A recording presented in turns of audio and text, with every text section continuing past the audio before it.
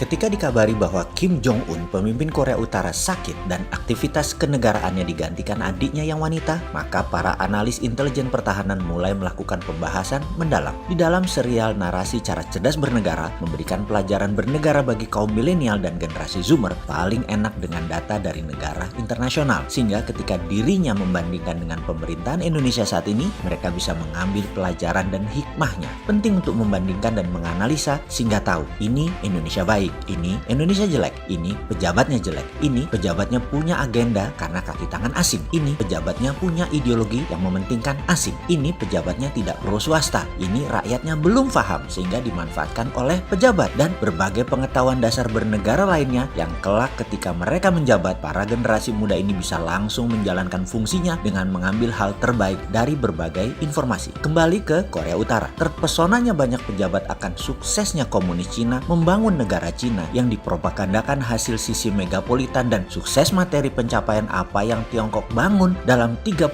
tahun terakhir ini ternyata tidak memberikan arah atau pelajaran yang baik. Bahwa ada pejabat teras Indonesia mengatakan komunis itu menyatukan Cina dan dibutuhkan Tiongkok untuk menyatukan 1,4 miliar penduduk. Lalu dia melanjutkan, itu yang kita lakukan sehingga tidak ada kritik yang tidak perlu, sehingga pemerintah bisa mendeliver, sehingga kemiskinan bisa diselesaikan di Cina. Oke bos, maksudmu apa? Komunis itu bagus gitu? Korea Utara itu komunis juga bos. Rakyatnya miskin-miskin, padahal rakyatnya taat dan takut sama dewa mereka yaitu Presiden Kim Jong-un. Sudahlah bos, jangan muji-muji komunis, jangan terlalu memuja Tiongkok. Tuh kan, ngomong Korea Utara jadi muter-muter gara-gara lu terlalu cinta Tiongkok, padahal lu cinta cuannya doang kan? Ya begitulah manusia kalau ideologinya cuan, lupa sama nasionalisme. Bagi banyak pengamat, Kim Jong-un, sang cucu pendiri Korea, Kim Il-sung, hidup hedonis sejak kecil, bukanlah merupakan seorang yang mempunyai ideologis komunis murni seperti kakeknya secara spirit. Dia, si Kim Jong-un itu, sudah merupakan manusia oportunis di negara komunis. Mao Zedong, pemimpin Cina, memelihara Kim Il-sung dan memelihara dendam Korea Utara terhadap Korea Selatan serta Amerika. Mao memberikan segalanya agar Kim Il-sung berkuasa, juga membangun aliansi kekomunisan agar komunis punya banyak etalase. Oh ya, sekedar mengingatkan, si bosman ini sejak 2018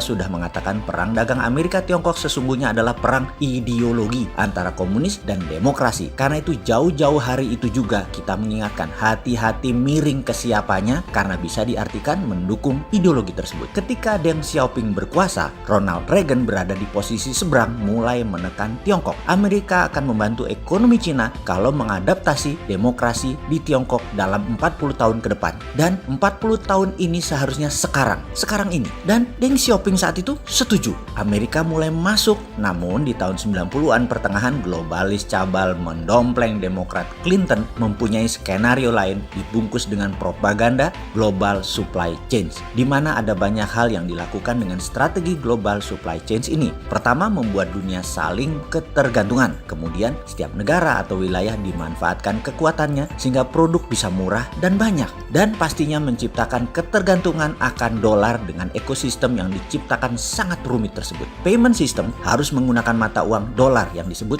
multinational currency. Masuknya Xi Jinping dalam jajaran puncak Partai Komunis Cina di awalnya membantai lebih dari 1 juta anggota partai dengan alasan korupsi. Namun banyak yang mengetahui itu bagian dari genosida, pembasmian lawan politiknya yang mendukung demokrasi di Tiongkok. Dibantai ini bukan dibunuh semua, tapi ribuan yang dihukum mati dan sisanya dicopot jabatan politiknya, jabatan partainya, sehingga jadi warga biasa tidak boleh menggunakan sarana umum transportasi dan lain sebagainya untuk jangka panjang. Strategi Xi Jinping adalah Tiongkok akan menguasai dunia, dan untuk pertama kali dalam sejarah Tiongkok menantang hegemoni tertinggi saat ini yaitu Amerika. Amerika di bawah Obama kemarin, ia adalah orang yang humanis. Amerika lalai membangun nasionalismenya. Kemudian Hillary, kaki tangan globalis cabal, mencoba memperpanjang kekuatan mereka. Namun entah bagaimana si ontohot Trump yang memimpin. Dunia tersadar permainan Tiongkok. Amerika dalam negerinya tersentak dengan permainan Tiongkok. Namun globalis cabal tidak suka niat mereka dan permainan mereka dibongkar Trump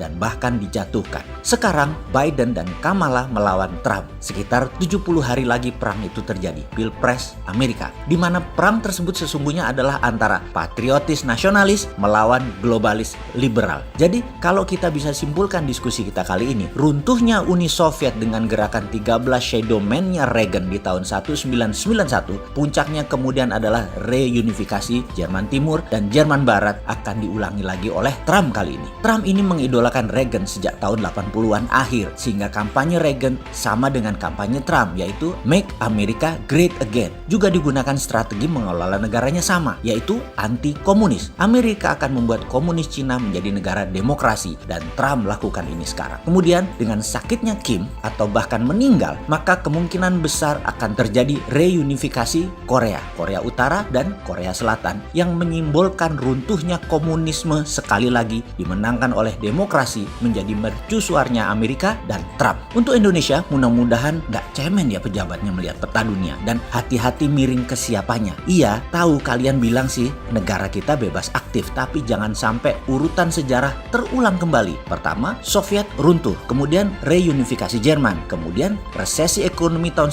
97 dengan hitman-nya menumbangkan pemerintah yang tidak nurut. Ayolah, main cantik wahai pejabat.